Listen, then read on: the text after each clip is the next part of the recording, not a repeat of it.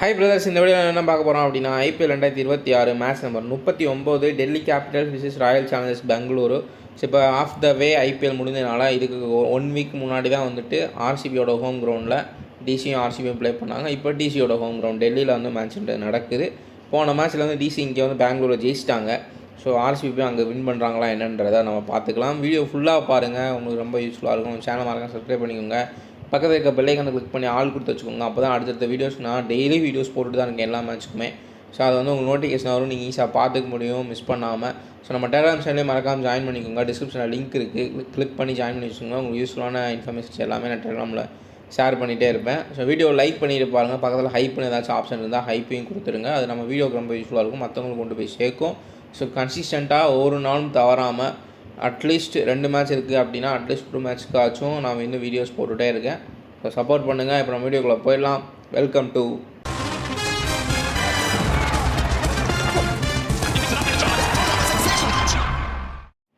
Venue and picture போர்டில் வந்து start பண்ணிடலாம். அருண்ஜேட்லி ஸ்டேடியமில் தான் மேட்ச் நடக்குது. போன மேட்ச் வந்து Punjab Kings versus DC match 260 அடித்தாங்க. அதில் பஞ்சாப் கிங்ஸ் 260 மேலே அடித்து வந்து சேஸ் பண்ணிட்டாங்க. 264 வந்து டார்கெட் இருந்துச்சு, அதையுமே சேஸ் பண்ணிட்டாங்க. அந்த மேட்ச் வந்து நிறையா விஷயங்கள் நடந்துச்சு.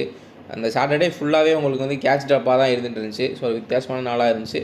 ஸோ நல்ல பேட்டிங் ட்ராக்காக இருந்துச்சு, அது வந்து நோட் பண்ண வேண்டியது. 260 அடிச்சாங்க, ஈஸியாக இருந்துச்சு. ரொம்ப பார்க்குறதுக்கே வந்து அசால்ட்டாக பவுலர்ஸ்க்கு எந்த ஒரு ஹெல்ப்புமே இல்லாமல் இருந்துச்சு.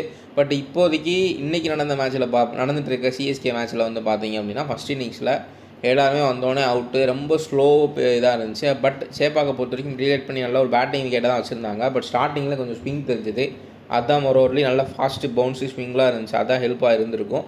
ஸோ நம்ம இந்த மேட்ச்சுக்கு வருவோம். ஸோ இந்த மேட்ச் வந்து எனக்கு தெரிஞ்சு ஒரு நைட் மேட்ச்சு. ஸோ பகலில் இது வரைக்கும் நடந்த டெல்லி மேட்ச்சில் ஃபுல்லாக உங்களுக்கு ஸ்பின்னுக்கு சப்போர்ட்டாக இருந்திருக்கு, ஸ்கோர் போனாலும் விக்கெட்டும் விழுந்திருக்கு. பட் போன மேட்ச் அப்படி கிடையாது, அது கொஞ்சம் டிஃப்ரெண்ட்டாக இருந்துச்சு.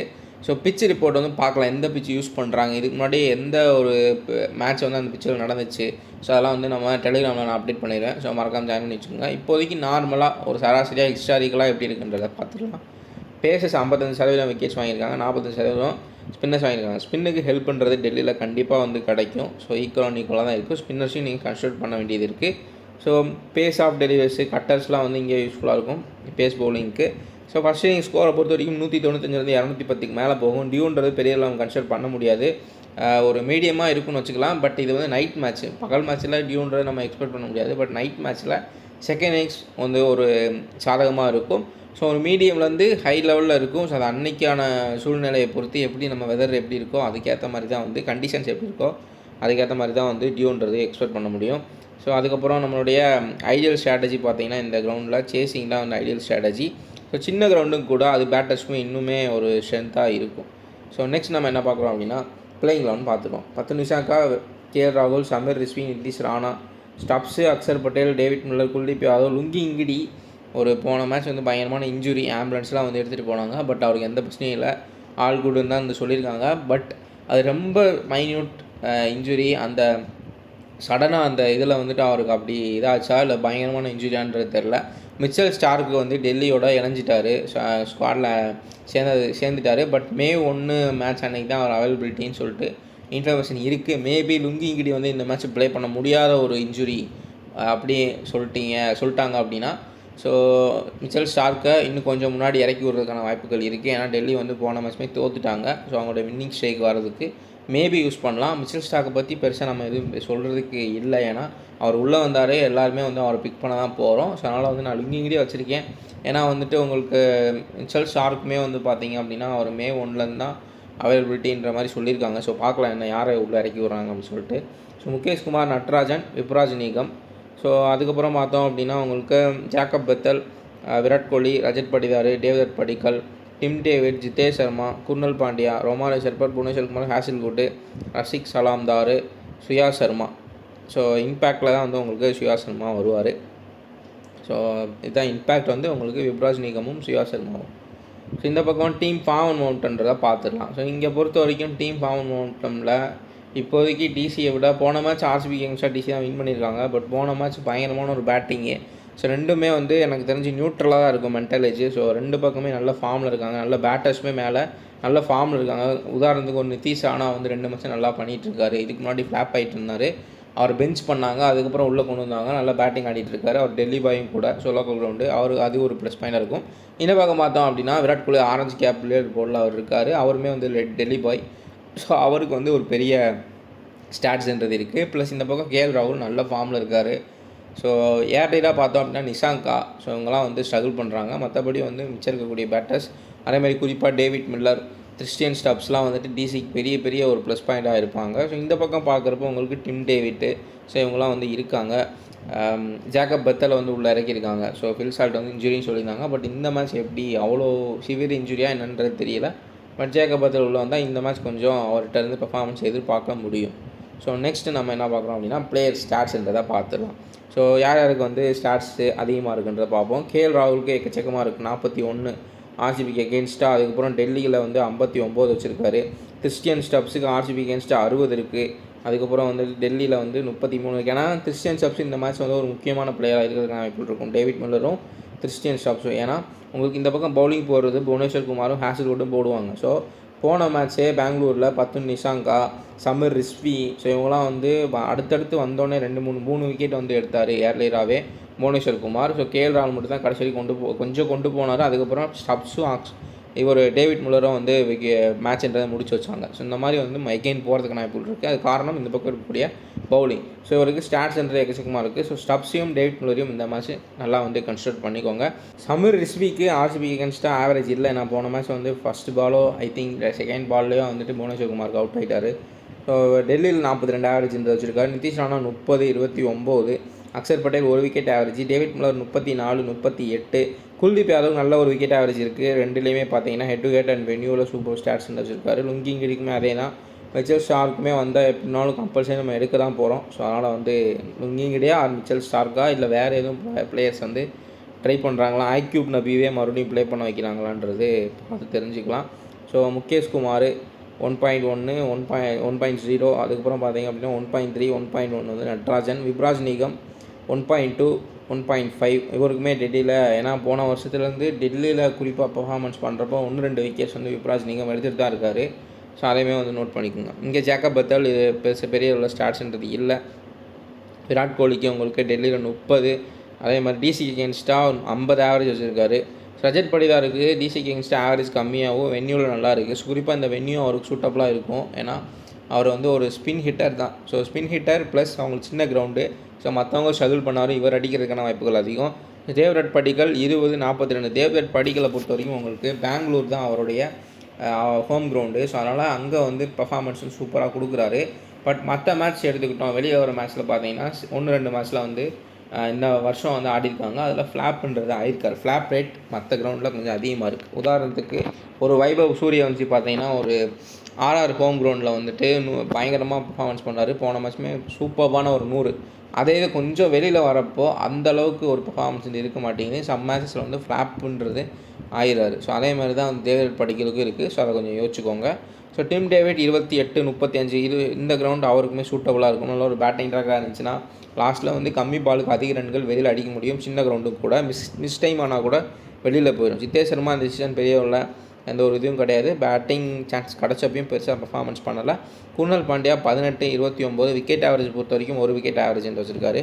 ரோமாரி செட்வர்ட் 15, 21. புவனேஸ்வர் குமாருக்கு நல்ல ஸ்டாட்ஸ் இருக்குது. 1.5, 1.4 நோட் பண்ணிக்கோங்க. ஹேசல்வுட்டுக்கு 1.2, 1.5 அவருமே நல்ல ஸ்டாட்ஸ் வச்சுருக்காரு. ஸோ ரசிக் சலாம்தாருக்கு பெருசாக ஸ்டாட்ஸ் இல்லை. சுயா சர்மாவுக்குமே பெரிய உள்ள ஸ்டாட்ஸ்ன்றது கிடையாது. இதுதான் அந்த ஸ்டாட்ஸை பர்டிகுலர்லி பார்க்குறப்ப கேஎல் ராகுல் இந்த பக்கம் கிறிஸ்டியன் ஸ்டப்ஸு, அங்கே வந்து ஒரு விராட் கோலி, தேவ்தத் படிக்கல் அண்ட் ரஜத் படிதால் வென்யூவில் சூப்பரான ஸ்டாட்ஸ் வச்சுருக்காங்க. புவனேஸ்வர் குமார் சூப்பராக ஸ்டாட்ஸ் வச்சுருக்காரு. ஸோ இந்த 5-6 பிளேயரை வந்து நோட் பண்ணி வச்சுக்கோங்க. ஸ்டாட்ஸ்ன்றது சூப்பராக இருக்குது. பவுலர் இம்பேக்ட் அனலைசஸ்ன்றதை பார்த்துடலாம். பவுலர் இம்பேக்ட் அனலைசஸை பொறுத்த வரைக்கும் உங்களுக்கு டெல்லியில் கிரிட்டிக்கல் லெவலில் இம்பேக்டாக இருக்க போகிறது வந்து அக்ஷர் பட்டேல் அண்ட் குல்தீப் யாதவ். குறிப்பாக குல்தீப் யாதவ் இந்த வென்யூலையும் சரி ஆர்சிபி அகேன்ஸ்டாக நல்லா ஸ்டாட்ஸ் இருக்காரு. குறிப்பாக அந்த வென்யூவில் நல்லா விக்கெட்ஸ் எடுத்துகிட்டு இருக்காரு. விக்கெட்லெஸ்ஸாக ஃப்ளாப் ரேட் வந்து கம்மியாக இருக்குது இந்த வென்யூவில். ஸோ அதனால் வந்து குல்தீப் யாதவையும் நோட் பண்ணி வச்சுக்கோங்க. அக்ஷர் பட்டேலில் போன மேட்ச் வந்து பயங்கரமாக ஹிட் பண்ணிட்டாங்க. பட் ஸ்டில் இந்த மேட்ச் வந்து பார்க்கலன்னா அவருக்குமே விக்கெட் ஆவரேஜும் 1.1 விக்கெட் ஆவரேஜும் வச்சுருக்காங்க. ஆர்சிபி அகேன்ஸ்டாக நல்லா பண்ணுறதுக்கான வாய்ப்புகளுமே இருக்குது. புவனேஸ்வர் குமார் அண்ட் ஹேசல்வுட் ஆர்சிபிக்கு வந்து ஒரு பயங்கரமான இம்பாக்டாக இருப்பாங்க இந்த மேட்ச். இந்த 4 பவுலர்ஸுமே வந்து நோட் பண்ணி வச்சுக்கோங்க. மோரோவர்லேயும் அக்ஷர் பட்டேல் ஆல்ரவுண்டர்னால எல்லாருமே அந்த ஆல்ரவுண்டர் ஸ்லாட்டுக்கு வந்து உங்கள்கிட்ட மேக்ஸிமம் இந்த பக்கம் குர்னல் பாண்டியா, அக்ஷர் பட்டேல். ஸோ இவங்கெல்லாம் இருக்கனால கண்டிப்பாக அக்ஷர் பட்டேலுக்கு தான் போவாங்க. ஸோ பவுலரை பொறுத்த வரைக்கும் உங்களுக்கு புவனேஸ்வர் குமார், அதுக்கப்புறம் வந்து ஹேசல்வுட், குல்தீப் யாதவ் 3 பேர்த்தையும் வந்து நோட் பண்ணி வச்சுக்கோங்க. ஹெட் டு ஹெட் அனலைஸை பொறுத்த வரைக்கும் இந்த பக்கம் இருக்கக்கூடியது கேஎல் ராகுலுக்கும் நல்ல ஆவரேஜ் இருக்குது. அது வந்து ஒரு ஸ்ட்ரென்த்தாக இருக்கும். ப்ளஸ் அவங்களுடைய வென்யூ ஃபெமிலியாரிட்டி அவங்களுக்கு வந்து ஒரு இதாக இருக்கும். ஸ்பின் அட்டாக் குல்தீப் யாதவ், அக்ஷர் பட்டேல் அது ஒரு ஸ்ட்ரென்த்தாக இருக்கும். ஹோம் கிரவுண்டு அதுவுமே ஒரு ப்ளஸ்ஸாக இருக்கும். இந்த பக்கம் பார்க்குறப்போ உங்களுக்கு விராட் கோலிக்கு 50 ஆவரேஜ். ஸோ இந்த பக்கம் டிசிக்கு எகென்ஸ்டாக ப்ளே பண்ணுறப்போ விராட் கோலி நல்லா டாமினன்ஸ் பண்ணியிருக்காரு. ப்ளஸ் அவருடைய ஹோம் கிரவுண்டு புவனேஸ்வர் குமார் நல்ல ஸ்டாட்ஸ் வச்சுருக்காரு. ஏர்லியராக கொஞ்சம் விக்கெட்ஸ் எடுத்தால் அவங்களுக்கு ஸ்ட்ரென்த்தாக இருக்கும். ஸோ நல்ல ஒரு ஆவரேஜுமே இருக்குது. இந்த பக்கம் பார்க்குறப்போ நல்ல ஒரு பேட்டிங் ஃபயருமே இருக்குது ஆர்சிபிகிட்ட. ஏன்னா இந்த பக்கம் கன்சிடர் பண்ணுறப்ப மேலே நிஷாங்கா, கேஎல் ராகுல், நிதிஷ் ராணா, சமீர் ரிஸ்வியோட ஃப்ளாப் ரேட்டுமே 50-50 தான் சொல்ல முடியும். நிதிஷ் ராணாவுமே அதே மாதிரி தான். கேஎல் ராகுல் கொஞ்சம் கன்சிஸ்டன்ட்டி காட்டுவார். பட் நிஷாங்காவுக்கு கொஞ்சம் ரொம்ப ஸ்விங்கு அந்த மாதிரி இருந்துச்சுன்னா அவுட் ஆயிடாரு. ஸோ இந்த டேவிட் மில்லர் அண்ட் கிறிஸ்டியன் ஷெப்ஸ்ட்டை தான் வந்து ஃப்ளாப் ரேட்டுன்றது கம்மியாக இருக்குது. இந்த பக்கம் பார்க்குறப்ப விராட் கோலி எப்படினாலும் ஸ்டேபிளைஸ் ஆயிடுவார். ஸோ கொஞ்சம் வந்து அண்ணாப்பு தான் அவருடைய ஹோம் கிரவுண்டும் கூட. அதுக்கப்புறம் ஜேக்கப் பத்தல் ஒரு ஃபயர் பவர் கொண்டு வந்திருக்காங்க. அவர் ஃப்ளாப் ஆனாலுமே அடுத்தடுத்து வரக்கூடிய பேட்டர்ஸ் வந்து நல்லாவே பண்ணிகிட்ருக்காங்க இந்த சீசனில். ஸோ அது அவங்களுக்கு ஒரு ஸ்ட்ரென்த்தாக இருக்கும். மென்டலைஸை பொறுத்த வரைக்கும் நியூட்ரலாக தான் இருக்குது. ஸோ ஹெட் ஹெட்டை பொறுத்த வரைக்கும் பெரியவர்களாக இவங்களுக்கு வந்து சாதகமாக இருக்குது, இங்கே சாதகமாக இருக்குன்னு சொல்ல முடியாது. ஏன்னா ஆர்சிபி அவங்களுடைய ஹோம் கிரவுண்ட் விளாட்றப்ப டிசியை வந்து வின் பண்ணிட்டு போயிட்டாங்க, சேஸ் பண்ணிவிட்டு. இந்த மேட்ச்சுமே பயங்கரமாக போகிறதுக்கான வாய்ப்புகள் இருக்கும். ஸோ மேட்ச் ஐபிஎல் போக போக ஸோ ஒன் சைடான மேட்சஸ் வந்து குறைஞ்சிட்டே இருக்குது. அது வந்து ஒரு நல்ல விஷயமா இருக்குது. ஸோ மேட்ச் ஆஃப் மேட்ரிக்ஸை பொறுத்த வரைக்கும் கேஎல் ராகுல் 10 நிஷாங்கா vs புவனேஸ்வர் குமார். ஸோ இதில் வந்துட்டு அட்வான்டேஜ் டேரெக்டாக ஆர்சிபிக்கு தான். கண்டிப்பாக போன மேட்ச்மே பார்த்தீங்கன்னா கேஎல் ராகுல் 150 அடித்ததுக்கு காரணம் என்னென்னா ஷஷாங்க் சிங் தான் வந்து காரணம். எல்லாருமே மேட்ச் பார்த்துருப்போம். பல கேச்சஸ் வந்து விட்டாங்க. ஏன் ஸ்ரேயஸ் ஐயரோட 2 கேட்சை வந்து பிடிச்சிருந்தா மேபி டெல்லி ஜெயிக்கிறதுக்கான வாய்ப்புகள் இருந்திருக்கும். பட் வந்து ஒரு 10 ரனில் இருந்த ஒரு பிளேயர் 150 ரன்னு போகிறதுக்கான காரணம் ஈஸியாக கை மேலே வந்த ஷஷாங்க் சிங் விட்ட கேட்சு தான். ஸோ அங்கனக்குள்ளே வந்து அந்த கேட்சை பிடிச்சிருந்தாங்கன்னா மேபி வேறு ஒரு பிளேயர்ஸ்லாம் வந்து விக்கெட்ஸ் இன்னும் போய் மேட்ச்சை வந்து கொஞ்சம் நியூட்ரலாக கூட போயிருக்கிறதுக்கான வாய்ப்புகள் இருக்குது. ஸோ அதையுமே வந்து நோட் பண்ணிக்கோங்க. இந்த பக்கம் பார்க்குறப்போ பெரிய பேட்டில்ஸ் இல்லை. கேஎல் ராகுல் புவிக்கும் ஒரு டைம் வந்து விக்கெட் எடுத்திருக்காரு, அதையும் நம்ம பார்ப்போம்.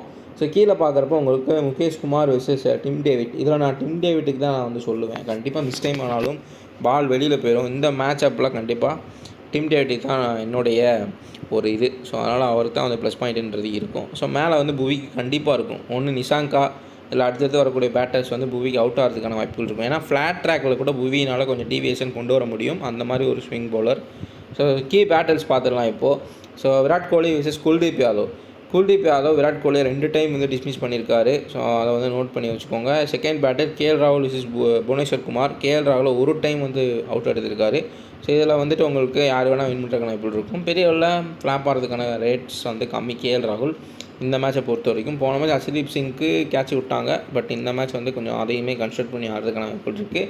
விராட் கோலியை குல்தீப் யாதவ் 2 டைம் எடுத்திருக்காரு. ஸோ அட்வான்டேஜ் வந்து குல்தீப் யாதவ் தான். கொஞ்சம் பவர் பிளேயில் அவர் ஹிட் பண்ணிடுவார் எப்படின்னாலும் விராட் கோலி.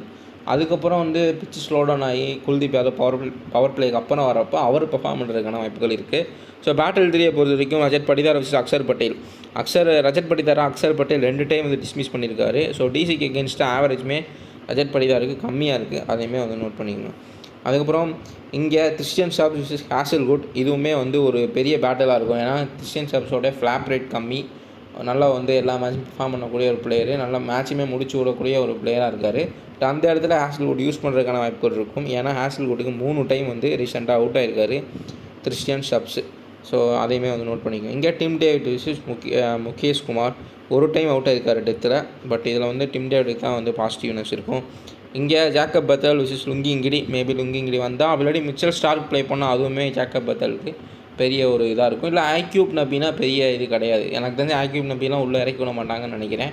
அவருக்கு அந்த டொமஸ்டிக்கில் பெர்ஃபார்மன்ஸில் இருந்து ஒரு பெரிய பேர் இருந்துச்சு. பட் ஐபிஎல்லில் உள்ளே இறக்கி விட்ட அந்த அளவுக்கு பெருசாக பெர்ஃபார்மன்ஸ் இல்லை. ஸோ வேறு பிளேயர் தான் வந்து ப்ளே பண்ணுவாங்க. மிச்சல் ஸ்டார்க் ப்ளே பண்ணால் அதுவுமே ஜேக்கப் பத்தலுக்கு பெரிய மைனஸாக தான் இருக்கும். ஸோ டேரெக்டாக டிசியோட பவுலருக்கு தான் ப்ளஸ் பாயிண்ட்டு. ஸோ இப்போ நம்ம ஃபேண்டசி டீம் செலெக்ஷனில் பார்த்துடலாம். High upside fantasy team safe 11.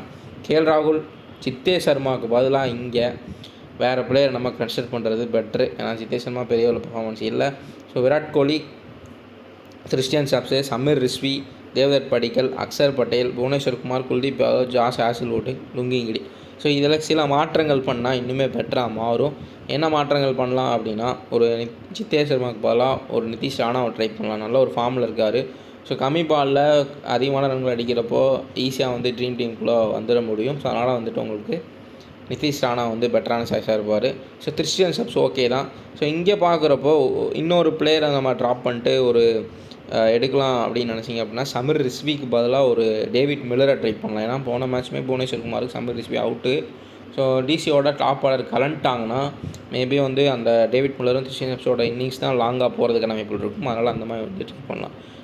Captain வைஸி பார்த்துடலாம். கேஎல் ராகுல் captain, vice captain Virat Kohli. இதுதான் வந்து எல்லாருமே மோஸ்ட்லி நாளைக்கு ட்ரை பண்ணுவாங்க. ஸோ ஏன்னா பஞ்சாப் மேட்ச்சில் பார்த்தீங்கன்னா எல்லாருமே கேஎல் ராகுல் கேப்டனாக போட்டு ஸ்ரேயஸ் ஐயரை வைஸ் கேப்டனாக போட்டிருந்தாங்க. இதே தான் வந்து நடக்க போகுது இந்த மேட்ச்சும். விராட் கோலியை வைஸியாக போட்டு கேஎல் ராகுலை கேப்டனாக ட்ரை பண்ணுவாங்க. அப்படின்னா விராட் கோலி கேப்டனாக போட்டு கேஎல் ராகுல் வைஸ் கேப்டனாக ட்ரை பண்ணுவாங்க. இந்த மாதிரி தான் இதுக்குள்ளே தான் வந்து மாறி மாறி வந்து விழுகும். ஸோ நெக்ஸ்ட் நம்ம கேப்டன் வைஸ் ஸ்ட்ராட்டஜின்றதை பார்த்துடலாம். கேப்டன் வைஸ் ஸ்ட்ராட்டஜியை பொறுத்த வரைக்கும் உங்களுக்கு கேஎல் ராகுல் கேப்டன் இன்கேஸ் டிசி சேஸ் பண்ணாங்க அப்படின்னா vice captain Kuldeep Yadav. So எனக்கு தெரிஞ்சு இப்போ இருக்கக்கூடிய ஐபிஎல்லில் வந்துட்டு உங்களுக்கு பவுலரை வைஸியாக ட்ரை பண்ணுறது ஒரு பெரிய மைனஸாக போயிட்டுருக்கு. யூஸ் பண்ணுறதே இல்லை யாரும். அந்தளவுக்கு பவுலர்ஸ்னால் பெர்ஃபார்மன்ஸும் பண்ண முடியல. ஃபுல் அண்ட் ஃபுல் 200 250ன்னு சொல்லிட்டு ஒரு பயங்கரமான பேட்டிங் இதாக தான் போயிட்டுருக்கு. அதனால் கேஎல் ராகுலை வந்து ஒரு கேப்டனாக போட்டு சேஸ் பண்ணாங்க இன்கேஸ் அப்படின்னா ஒரு விராட் கோலியை வைஸ் கேப்டனாக ட்ரை பண்ணலாம். அதுவுமே நமக்கு பார்க்கறதுக்கு என்னடா இது யூனிவர்சல் சேஃபாக இருக்கும். பட் இந்த மேட்சோடைய கான்டெக்ட்டை பொறுத்த வரைக்கும் நல்ல ஒரு பேட்டிங் ட்ராக்காக இருந்துச்சுன்னா இவங்க 2 பேர் தான் வந்து 2 பேருமே ஓப்பனிங். ஸோ அதிகமான ஸ்கோர்கள் அடிக்கிறதுக்கான வாய்ப்புகள் இருக்கும். ஸோ அந்த மாதிரி ட்ரை பண்ணலாம். இங்கே Virat Kohli captain RCB chase பண்ணாங்கன்னா வைஸ் கேப்டன் புவனேஸ்வர் குமார் கூட வைசியாக ட்ரை பண்ணலாம் தாராளமாக. ஏன்னா ஒரு பவுலர் நம்ம வைசி அளவு போடுற அளவுக்கு ஒரு பெர்ஃபார்மன்ஸ் கொடுக்கணும்னா 3 விக்கெட் மினிமம் எடுக்கணும். அந்த அளவுக்கு வந்து இப்போ ஃபஸ்ட் பவுலிங் பண்ணுறப்ப டெத்லேயும் பவுலிங் போடுவார், பவர் பிளேலையும் போடுவார். 3 விக்கெட் எடுக்கிறதுக்கான வாய்ப்புகள் இருக்கும். இந்த சீசன்லேயும் புவனேஸ்வர் குமார் அதிகமான மேட்சஸில் 3 விக்கெட்ஸ்ன்றது எடுத்திருக்காரு. பட் குல்தீப் யாதவ் 2 விக்கெட்டுக்கு மேலே தாண்டலை. ஸோ அதனால் வந்து ஒரு நல்ல ஒரு பேட்ஸ்மேனை கன்சிடர் பண்ணுறது பெட்டராக இருக்கும். மேபி ஒரு ரிஸ்க்காக நீங்கள் ட்ரை பண்ணுறீங்கன்னா மிச்சல் ஸ்டார்க்கு அந்த மாதிரி பிளேயர்ஸ் லுங்கிங்கிடியெல்லாம் ப்ளே பண்ணலை, வேறு ஒரு அக்யூப் நபி தான் மறுபடியும் ப்ளே பண்ணலை அப்படின்னா ஜேக்கப் பர்த்லே வந்து ட்ரை பண்ணலாம். இங்கே கேஎல் ராகுல் captain, Jacob birth vice captain இந்த மாதிரி வந்து ட்ரை பண்ணிக்கலாம். நல்ல ஒரு சாய்ஸாக இருக்கும். இல்லை ரஜத் படிதாரை ட்ரை பண்ணலாம். ஸோ அந்த மாதிரி ட்ரை பண்ணலாம். ரஜத் படிதாருக்கு வென்யூவில் ஆவரேஜ் நல்லாவே வச்சுருக்காரு. ஸோ ஃபைனலாக நம்ம என்ன பார்க்குறோம் அப்படின்னா டிசி தான் 52% வின் பண்ணுறதுக்கான வாய்ப்புகள் இருக்கும். ஒரு 3% ஆர்சிபிக்கு கம்மியாக இருக்குது. ஸோ பார்க்கலாம் இங்கே வந்து அவங்க ரிவெஞ்ச் எடுக்கிறாங்களான்னு சொல்லிட்டு. ஏன்னா போன மேட்ச் பார்த்தீங்கன்னா அவங்களுடைய ஹோமில் போய் டிசியை வின் பண்ணிட்டு வந்துட்டாங்க. இதான் நம்மளுடைய வீடியோ. நம்ம வீடியோ லைக் பண்ணிடுங்க. அனலைஸ் பிடிச்சிருந்தா நம்ம வீடியோவை மற்றவங்களுக்கும் ஷேர் பண்ணுங்கள். நம்ம சேனலில் வந்து மறக்காமல் சப்ஸ்கிரைப் பண்ணி வச்சுக்கோங்க. அப்போ அடுத்தடுத்த வீடியோஸ் நான் போடுறப்ப நீங்கள் பார்த்துக்க முடியும். டெலிகிராம் சேனல் ஜாயின் பண்ணிக்கோங்க. உங்களுக்கு யூஸ்ஃபுல்லாக இருக்கும். நம்ம நெக்ஸ்ட் வீடியோவில் பார்க்கலாம்.